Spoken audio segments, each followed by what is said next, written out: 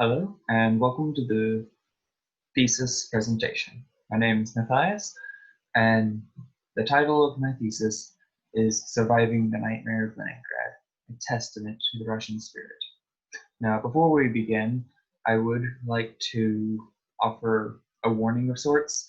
This thesis covers some fairly intense topics: starvation, cannibalism, and other things.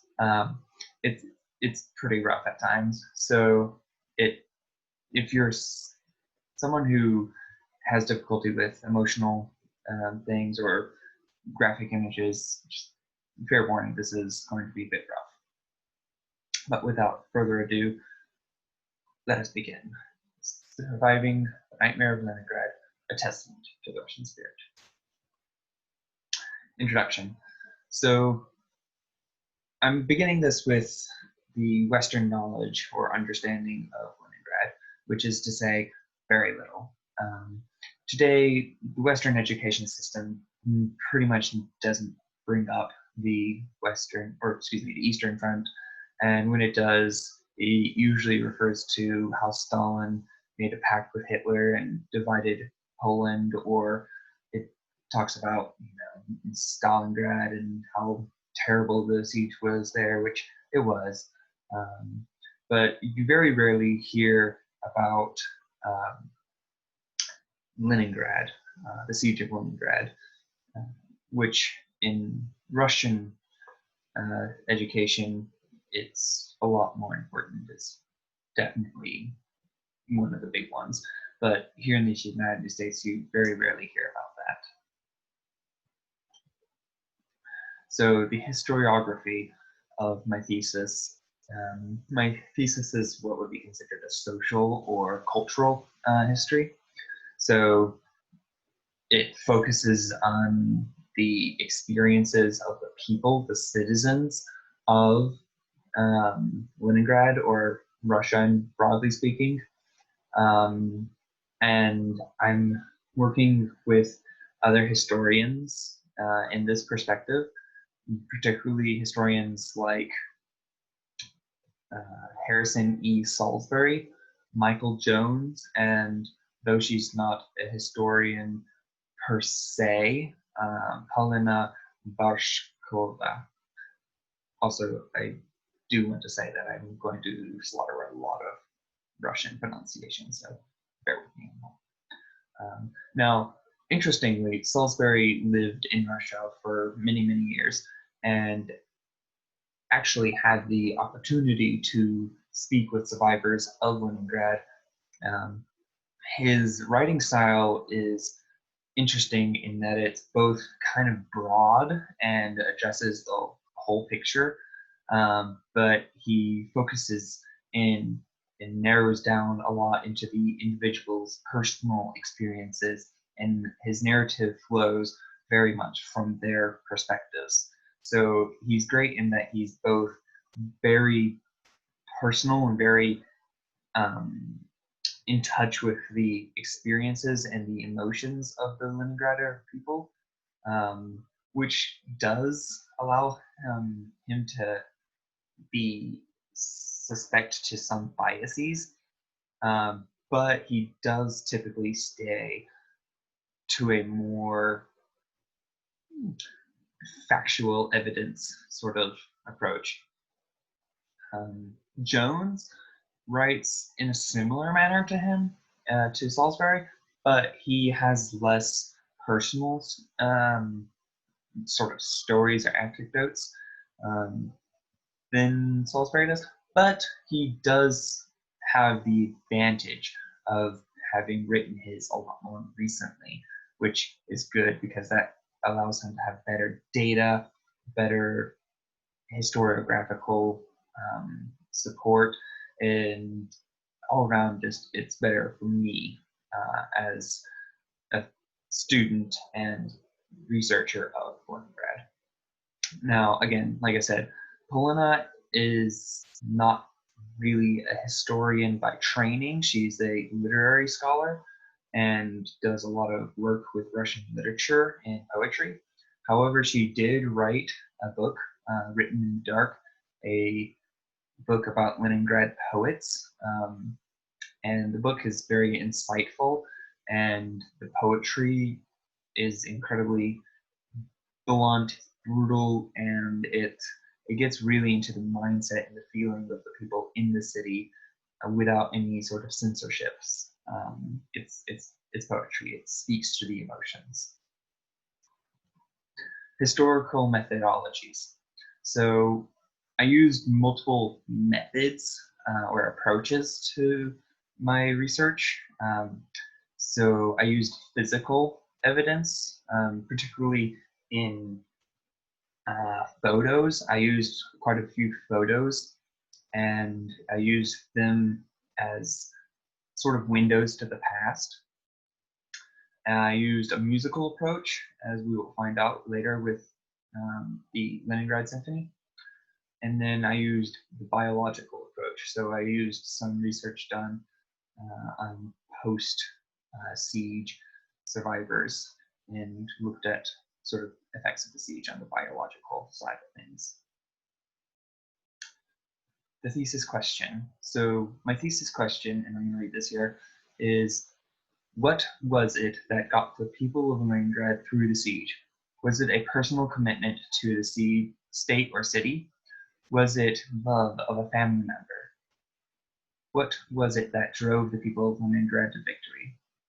Now, to answer this, I'm going to look at different sort of experiences held by the people of Leningrad to determine sort of how that answer can evolve from their experiences. So to put this whole siege into context, we're dealing with two sides. So World War II starts, as we all know, and the two sides we're dealing with are the Germans, the Axis, and the Allies were the Russians. Now, I put Finns there too because, as we'll see, they have a small part to play. So a very important concept for us to understand is called Lebensraum. So Lebensraum is kind of translates into living space. So it's a very important concept to Nazi ideology, and it sort of justifies the invasion to the east as sort of a mandatory step for the Aryan race. Now, of course, this is kind of, it's Hitler's sort of ideology, but it really did justify his actions in the eyes of the German people. Hitler sort of, kind of in a very clever way, makes a pact with Stalin, and they divide Poland. This sort of allows Hitler to take France and sort of checkmates, or not checkmates, but sort of stalemates Britain. And then he's able to focus his shift his new focus onto Russia. He takes a while and he builds up his armies, and then he proceeds with Operation Barbarossa, which is the invasion of the East. Now, Operation Barbarossa has three major groups, and we will look at those now. The army groups are Army Group South, which had an objective of Stalingrad in the nearby oil fields. Now, this was an important objective for Hitler to have because Stalingrad was Stalin's city, named after him. A lot of prestige for Stalin would be lost there.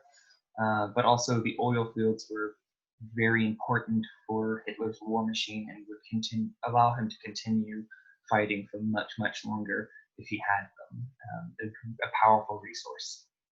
Army Group Center had an objective of Moscow. Now, Moscow was the capital, was the political center of the nation, and to take that would be to completely dissolve the government in European Russia, and would be a huge victory.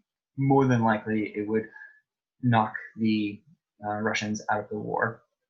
And then Army Group North's objective was Leningrad. Leningrad, previously known as St. Petersburg, was the Tsarist capital and was the glory of the Russian people. It was a huge morale, and if Hitler could take it, it would defeat the spirit of the people and it would break them. So it was a major moral victory if he could have it. It was also the city that produced about 11% of the industry and military and otherwise in Russia. So a huge powerhouse in the industry businesses. So the Blitzkrieg, the fall of the Eastern Front. So the German Blitzkrieg swept through the Baltic states and into European Russia, very, very powerful, very, very fast, and they captured thousands and thousands of Red Army prisoners of war. It was a huge disaster for the Russians, and it sort of threw Stalin into a panic. And then on September 8th, the Army Group North, led by General Georg von Küchler, encircled Leningrad, and the 872-day siege began. It's called the 900-day siege by historians, just for simplicity's sake. I guess you could say we're a bit lazy. Not really, but it's easier to remember. The encirclement, as we'll see in a picture later on, the Germans were in the south and southwest of the city. To the actual west was the sea, and then to the north were the Finnish border, and then to the west was Lake Ladoga. Now, as soon as the encirclement was completed, the Germans pretty much non-stop started shelling and bombing the city. So it was pretty hard. Now, the cold I mentioned because it sort of permeates everything. Temperatures would drop to, at times, below 40 degrees, minus 40 degrees, excuse me.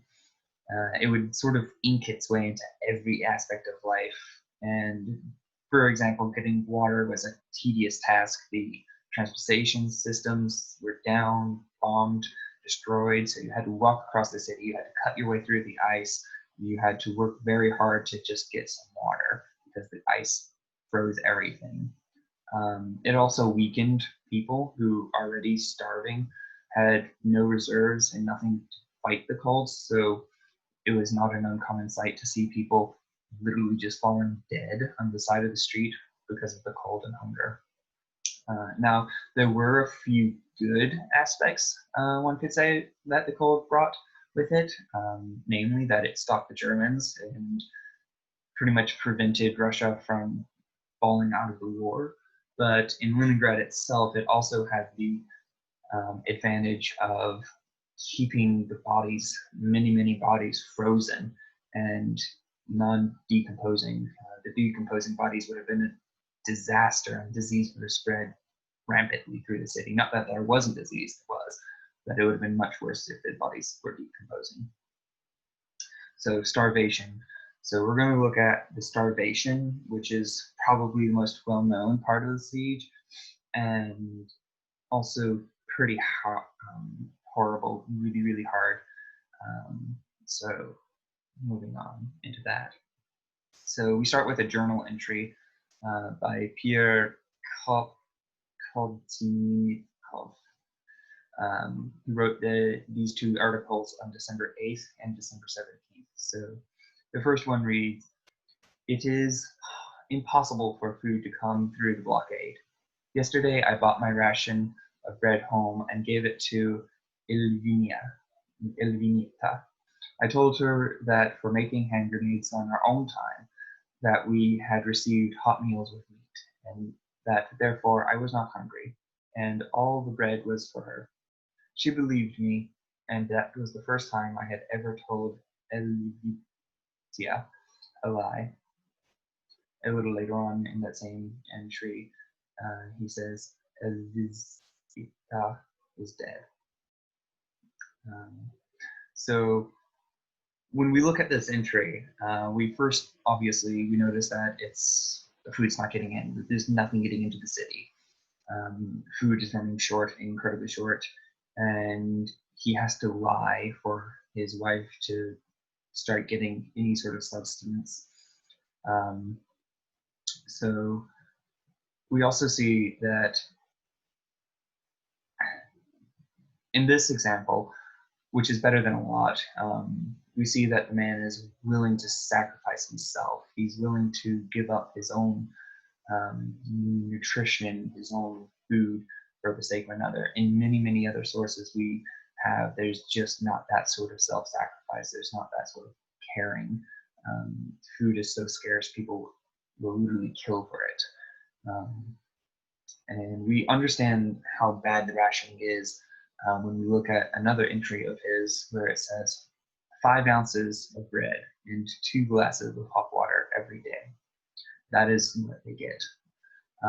Now, we have where it says that, I'll read here a little bit. The other quote describes the rations, which is in the area of 365 calories, which is minuscule considering the mean for optimal caloric consumption is in the area of 2,000. These people are going literally thousands of calories below what they need every day. Starvation poetry. So the poet Gennady Gore is one of the most brutal and blunt and just straightforward poets I've ever read. And his poems are just, they get straight into the gut. This one reads, "Cat roast and guests sit. At that very table, I gaze at the bread. I count the bones and wait for the guests to go. Now comes in my father-in-law, death, sleep. They are pulling the guests off on sleds. They are pulling me on a sled, and they pull me."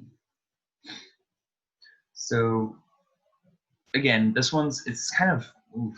I mean, cat roasts.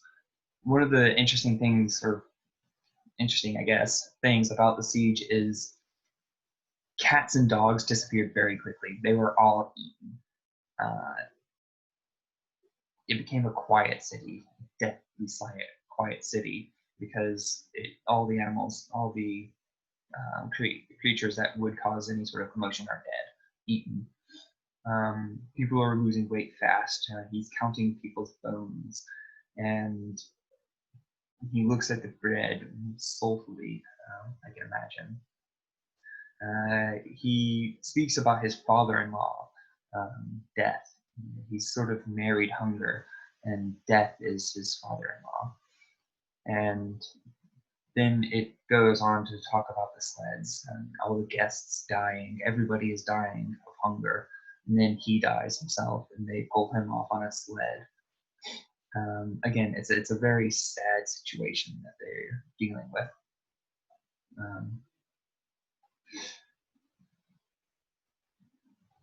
Siege photos. So this is the photo evidence I've been using, and this picture was taken in a children's starvation hospital.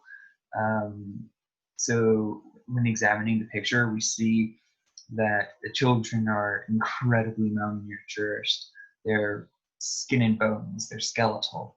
And if we look at the picture on the, with the picture, which I'm putting our cursor over, we see that the child is not only super thin, but he's also has his hand bandaged. Now this is interesting because we can speculate that it's probably either a siege bomb explosion sort of wound, or more likely it's frostbite, which would mean that these children are being exposed to extreme cold. They're also being malnourished, and it's almost certain that those children would be dead in the next few days. It's very, very sad situation that many of the children went through. Now, this one I've titled "Skeletal Woman," and it's the picture was taken by doctors, and this it was sort of an example of what muscle atrophy looks like. So muscle atrophy is where when your body doesn't get enough nutrition, it starts to sort of eat your own muscles. And once you've lost all of your muscles, then your body just dies.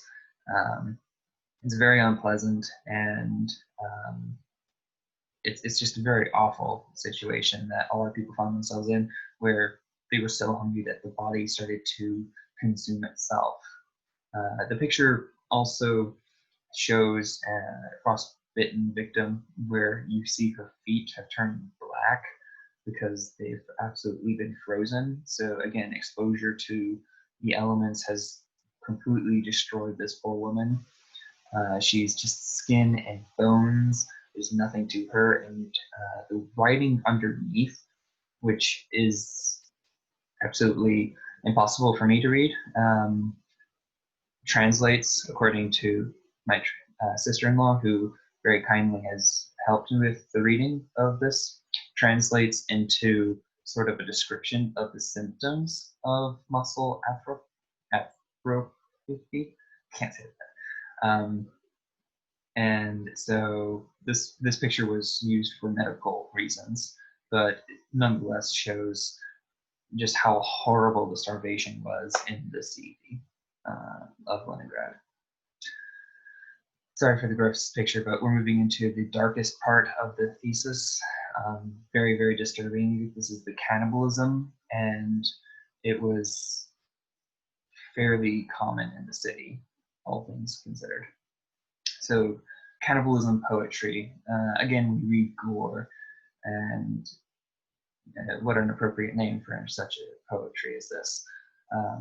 It reads, I ate Rebecca, the girl full of laughter. A raven looked down at my hideous dinner. A raven looked down at me like at boredom. How slowly this human ate that human. A raven looked down, but it was for nothing. I didn't throw it, that arm of Rebecca. The words of this poem are very blunt.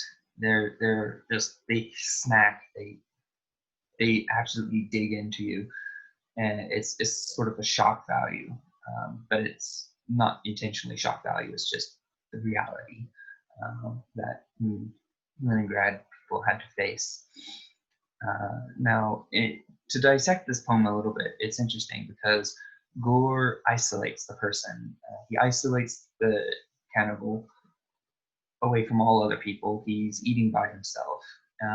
This isolation is interesting not only because obviously he wanted to eat by himself because he's eating another person and cannibalism was punishable by death, but also because it isolates him from humanity. He's lost his humanity. He's walked away from it. He's no longer able to consider himself human because of the act that he has committed here.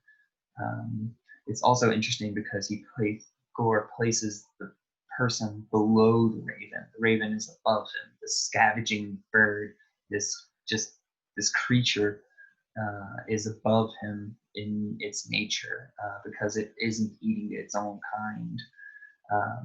Now, again, the poem it's pretty blunt. You can't really read too deeply into it, but there is something there that is profound in its bluntness and its honesty about the situation. It also mentions that the food is being eaten slowly, and that's just terrible to think about, but it shows that food was so hard to find and so scarce that even when you were eating something as terrible as another person, you had to eat it slowly because you never knew when your next meal was. And so even when you're doing something so terrible as eating another person, you're forced to eat it slowly so that you can live longer. It's a terrible situation that many people found themselves in. But as that is, I mean, it just keeps getting worse. So necrocannibalism is the act of eating a dead person. So you didn't kill the person, you found the body, and you cut off a piece of it. There are quotes here. Move this little thing here. The siege became a fight to stay human. Outside the communal yards, pieces of flesh were cut off the corpse. And as a quote by Michael Jones. And Harrison E. Salisbury writes again and again at Piskersky and Sierra-Vimov and other great cemeteries, the teams of sappers sent in from the front to dynamite the graves noticed that pieces that were missing, usually the fat thighs and arms and shoulders. So again, we're finding examples of narco cannibalism. So it's kind of disgusting, but it's actually one of the less terrible forms of cannibalism, and it's almost funny that Harrison E. Salisbury could actually write something such as, grisly as was the practice of macro butchery, there was no actual law which forbid the disfigurement of corpse or which prohibited the consumption of this flesh. It's almost laughable in the fact that it has to be even said that there was no law. Not even the most terrible criminals would have acted like this. So there was never a need for a law as this. So it's kind of a mind-blowing situation that people in Leningrad were in. And now we're getting to the worst and most disgusting kind of cannibalism, commercial cannibalism. So commercial cannibalism is when a person or a group of persons they would kidnap, kill, process, and then sell meat patties of human flesh. It's incredibly vile, and so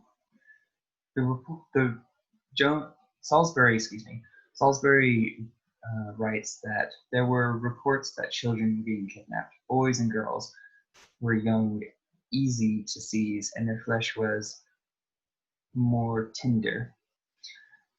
So it's a very disgusting and very sad situation that a lot of people feared and had to deal with. So there was actually a couple stories I read, and one of them is there's a couple and they're going to go buy some boots from a street market, and they find just the right boots, and the market person, the seller, has only one boot. He says the other boot is in his apartment, and so they make a trade, and the man, I believe his name was Dmitri, follows the street seller up into his apartment, and this man, the seller, was well dressed and oddly well fed looking. He had a certain plump, rosy cheeks look, and it was very disturbing for that time, and with this starvation going on. So he gets to the top of the apartment, and the man knocks on the door. A voice on the inside asks, who is it? And it says, it's me. The seller says, it's me, and I have a live one with me. As the door opens, Dmitri looks in, and he's able to see white pieces of flesh, and in particular, he's able to see an arm with long fingers of a woman. And both of the people in the apartment jump at Dmitri, who manages to get out of the apartment alive and coincidentally runs into soldiers who are heading to the road to life. And the soldiers immediately jump into the building and shoot the cannibals. As I said, it was a capital punishment sort of crime. Now, to conclude this sort of unpleasant phase of the siege, I quote Salisbury again, where he says, husbands ate their wives, wives ate their husbands, and parents ate their children. A very sobering, very unfortunate situation that Leningrad found itself in. Well, there is about 1,500 documented accounts of cannibalism throughout the siege, and that's just officially documented, so there was probably a few hundred more than that. So again, a very, very unpleasant, unnatural sort of existence that a lot of the people were living in the horrible, horrible, horrible, darkest moments of the siege of Leningrad. So now we're moving on to a slightly less depressing phase of the siege. This is the Leningrad Symphony. So the Leningrad Symphony was written by Dmitri Shostakovich, who was a native of Leningrad himself and who spent the first 2 months of the siege in Leningrad before he was airlifted out. When he was in Leningrad, he completed his second and third or fourth movements during the siege. And he also was a volunteer fireman who helped put out fires put out by German bombs. So the movements are, well, originally had different titles. So the first movement was titled War. It was a very militaristic sounding movement with lots of steel drums and brass instrumentation. It starts off sort of slow and repetitive, and then it just slowly climaxes until it's a whirlwind of sound, very repetitive, very brass, and very, very ugly. It was supposed to represent the Germans. As a matter of fact, it actually has a musical quote from one of Hitler's favorite pieces of music. And it's sort of supposed to mock the Germans and their militaristic, marching, warmongering way. So the second movement is called Reminiscence. It's a quieter movement that scholars speculate is supposed to remind Leningraders of before the war. It has a lot of woodwind instruments, and string instrumentation. The third movement was called Home Expanses. Now, this movement has a softer side to it, but there are moments where the steel drums and the brass instrumentation sort of swell up, and this is because when he was writing this, Shostakovich was putting out the fires and the bombs, the explosions were all around him. So that sort of explosive lifestyle sort of crept its way into his writing, as many scholars speculate. The last movement is called Victory. Now, this is an interesting movement because it starts off very slow, very unsure, very somber, and it works its way into being this triumphant, very powerful, moving piece of music that fills the soul in its richness, and it just shows how music can move the spirit.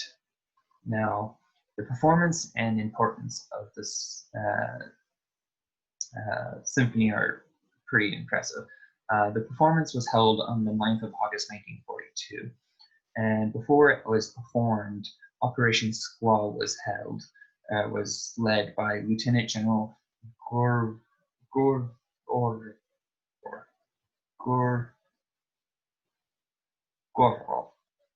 excuse me, who a few weeks before the performance scouted out the German artillery posts, shelled them, and then sort of allowed the day, the August 9th, to be a silent day so that the people of Leningrad could hear the symphony on their radios or in person in the performance hall.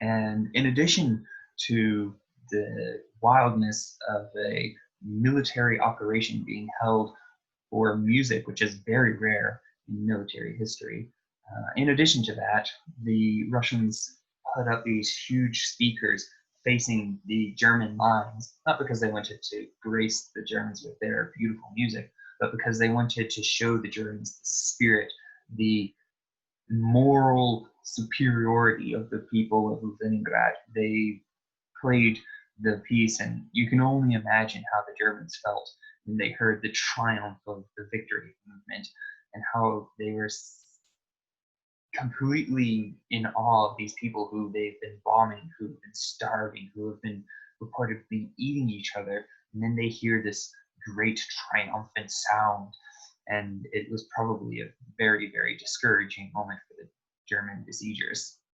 Now, of course, this is an important piece of music. Like I said, morally speaking, morale was very low typically throughout the siege, and a piece of music like this is just it's awe-inspiring. It pushes the spirit and gives us vitality that the people needed desperately.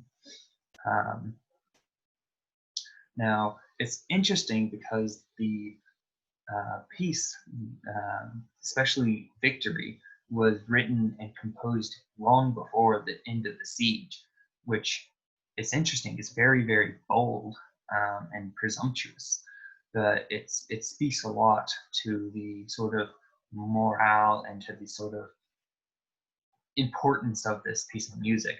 And it's again, it was very bold and powerful move that Shostakovich did there. Now, it's also very interesting because this piece, this Leningrad Symphony, became pretty much an anthem in Russia throughout the entire Russian nation or the USSR, and it became very, very important for propaganda use. It also became popular in the West and Britain, United States, even getting airplay on the BBC. Now, moving on to the road to life, a very important part of Leningrad siege history. Now, the road to life was a very, very dangerous road. It was a very, very hazardous voyage. It was pretty much completed and was already in use by November 1941. It was, again, extremely dangerous, and at first was pretty much considered a failure because between November 23rd and November 30th, it only brought 800 tons of food to the city, which was barely enough for 2 days at the barest starvation ration. And it pretty much never really got the full amount that the people really needed to get through. So it was not only very dangerous, but not very effective, all things considered. And again, it was also facing almost constant German bombardment. Now, if we draw our attention to the map, we see that there are these lines here, here, and here. These are the roads. Now, this is a road built on ice. So again, very, very dangerous. And yet it was incredibly important. Now, it was referred to by many as the road of death. It sort of earned this name because of, well, for multiple reasons. For example, there was a driver who got a note on his sort of billboard saying that because he was late, 5,000 Leningraders didn't get their rations that day, and undoubtedly a small score of them died because he didn't get that food to them that day. So it was death if even a truckload of food was late or got lost. Now, that's incredibly important for people to understand. Now, there was also a lot of hypocrisy in the city. A lot of the people who were in charge of the food transportation and supplies sort of abused that power. They stockpiled lots of the food for themselves. They didn't give it to the people who needed it. There was a story of a family that was evacuating, and they watched a hospital manager and his family on the evacuation eat fried chicken and chocolate in front of them, and they were skeletons. And the doctor remarked that he had eaten better during the siege than before. A disgusting statement.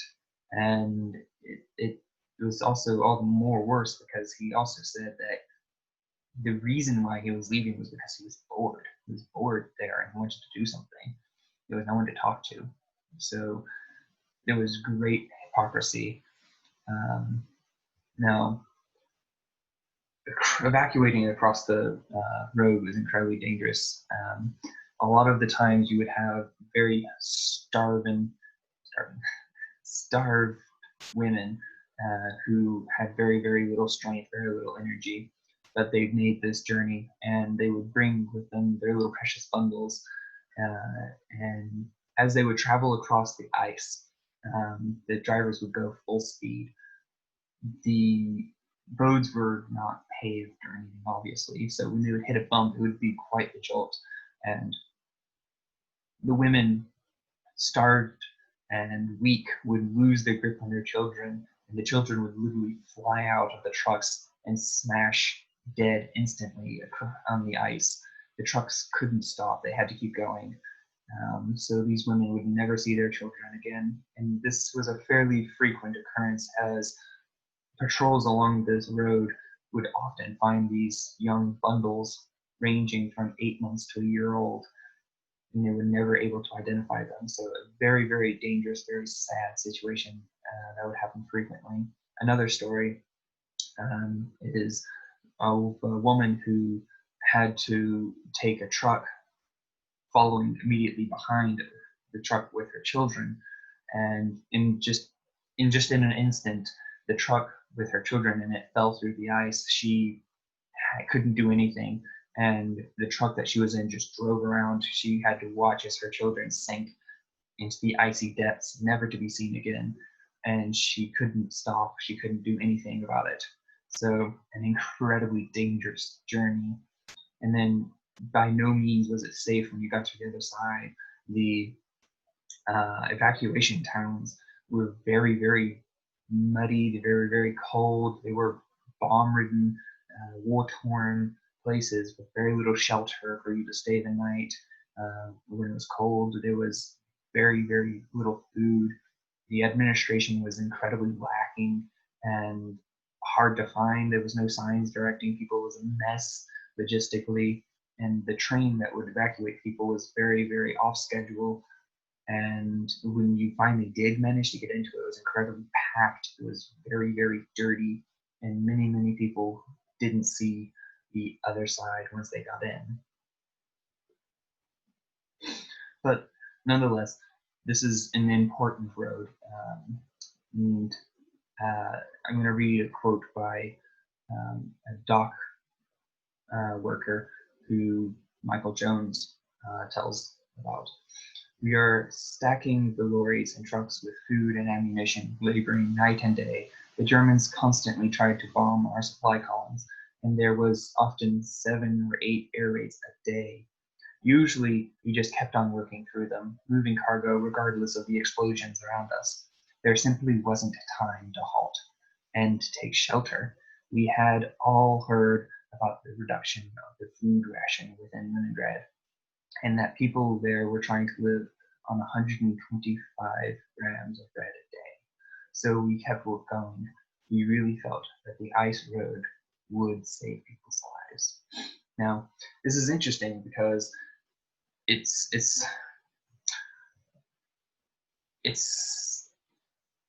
a dock worker. This man doesn't have any power to do anything, but he knows that the harder he works, the more he's able to load these trucks, the more people's lives he would be saving. So he's highly motivated to get this work done. The people in the city understood this, and though it was an incredibly dangerous road with bombs going off, with ice cracking beneath them, and barely enough food getting across, without it, they would starve to death. They knew this, and so they were motivated, super motivated to work on this road to get everything across successfully. And so whether or not it would be deadly and have a high death toll, it would still be in many, many people's minds a road to life, because without it, the city would die. The end of the siege. The Soviets broke the blockade on January 18th, 1943, which really boosted the people's morale, and they could see sort of the light at the end of the tunnel. And there was even access to a train which could bring supplies from mainland Russia across the lake, the shores of the lake. Now, she mentioned that this is not the end of the siege, it's just the end of the blockade. And the siege continued on for another year. And by July 1943, the Germans began the most intense and deadly bombing and shelling of the city that had been experienced throughout the whole siege. They specifically targeted civilian targets.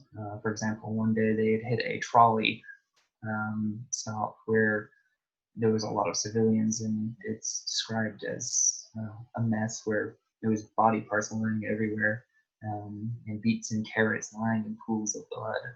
A very, very unfortunate situation that makes the Blitz look like it was very easy. So there's that. And then the train had to be built on very, very quick and ramshackle tracks, so it barely managed to bring any extra supplies. So though the siege was still going, and though the train was less than effective, it was still a huge moral boost for the people because they knew that it was coming to an end soon. So the final push was led by General Govorov in a double-pronged attack involving 1.25 million men. So a huge, huge army. And he managed to push the Germans away, finally. And it was at 8 p.m., January 27th, 1944, 872 days after the start of the siege, when Govorov announced that the siege was at long last over. Michael Jones tells us that the poet Olga Bergopoulos writes, "The children of our city can now walk peacefully on the sunny side, and they can live peacefully in rooms that look out on the sunny side. They can even sleep peacefully and soundly at night, knowing that they won't be killed." Post-siege. So post-siege was a difficult place nonetheless. Even though the hardest parts were over, there was extreme control. There was great censoring. Leaders like Soldovnov would censor all pessimistic accounts of the siege. So if you weren't in line with party views, your documents, and your poetry, and your pictures, all of that was taken, or you had to hide it. And Stalin, I'm going to read what I've written here, Stalin would not allow for the truth about Leningrad out. Stalin decided to silence the city. He showed the world his version of Leningrad, a city united by his word, totally trusting the communist system. With minimal casualties, a glowing example of Soviet pride. He showed the world this picture. Then, quickly, he shoved the picture into his pocket. He proclaimed the triumph of Moscow, the strength of Stalingrad, and he ignored the dead of Leningrad. They were too ugly for him. So I think that speaks very well to sort of the mood and the sort of controlling of post-siege.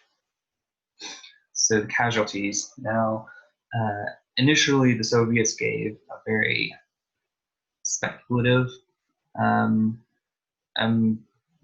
count with 632,253 civilians who had died. But a little later on, a better, less corrupt account was given with about 1,200,000 casualties. And according to a historian at the Blockade Museum in St. Petersburg, an actual survivor of the siege, he says that there is about 1.5 million documented cases. But as a survivor himself, he felt and estimates that it was probably about 2 million casualties. of a city that's population started off at 3 million. This is catastrophic. This is more than, by far, more than the entire United States casualties throughout the war. So truly a very, very horrific experience for the people of Leningrad. Now, we're coming to a conclusion, but before we do that, we're looking at the biological effect quickly. So in studies done by all of the people mentioned there, there was a definite increase in male fertility or mortality in the survivors due to cardiovascular related illnesses. And in another article, they found that women who survived often had stunted growth. So they didn't have the same results for the studies, but along gender lines, there was interesting results for post-war, post-siege mortality and biological effects. So to answer my thesis question, again, I'm going to ask the question. The thesis to my question, the question to my thesis was, what was it that got the people of Leningrad through the siege? Was it a personal commitment to the state or to the city? Was it a love of a family member? What was it that drove the people of Leningrad to victory? And so sort of my answer to this was, as we have examined the events and looked at how the people endured and how they dealt with the suffering, we looked at their experiences, and the answer that seems most true is that it was all of the above. It was all of that. It was a personal commitment to state. It was a personal commitment to the city. It was, in most cases, love of a family member. But it was more, it was the Russian spirit, motivated by the love for family members and so on. It was the Russian spirit. The Russian spirit is a powerful force born from turmoil, the struggle with nature, war, pride, prestige, humility, honor, and faith. It would seem to be a cultural mindset that is unique to the Russian people, a mindset of survival and endurance. It permeates Russian history from Peter the Great to Dostoevsky, from Rasputin to Zhukov. It was alive in the people of Leningrad. It was what drove them, and in the darkest moments, it was the will to live. It was the strength that allowed them to defy death and to be victorious over all adversities. The Russian spirit is a strong, silent spirit found in the persons of Russia and in the people who survived the deadly siege of Leningrad. Acknowledgements and thank yous. Acknowledgements. I would like to acknowledge the fact that due to quarantine, I have had less access to other sources. So I primarily leaned on Jones and Salisbury for a lot of my research. I wish I had access to more, and I was unable to access some of that other stuff. So I would like to read more and have sort of figured out more different sort of views and expressions, historiological perspectives. But alas, I had to work with what I had. The other one is that the one picture that is not really time appropriate is the one which I used for the section about cannibalism. That was actually a picture taken from Russia in the 1920s during collectivization and the great famines that happened then. So unfortunately, that one was not really time appropriate, but it was appropriate by subject matter, I suppose. So now I move on to the last bit of my thesis, which is thank yous. I would like to first thank you, my professors, here in the history department and throughout the school. In particular, I would like to thank Dr. Hutchinson and Dr. Fay for being my advisors. I would also like to thank my friends, You guys are great, and I will cherish all of the memories I have made with you. In particular, I would like to thank you, John Paul, for being a fantastic roommate and a wonderful role model and the best of friends. Lastly, and most profoundly, thank you and love to my family. This whole experience of college, of thesis, would have not been possible without you. Merci, maman et papa. Merci. And with that, these are my references, and I believe I am done. Thank you all very much.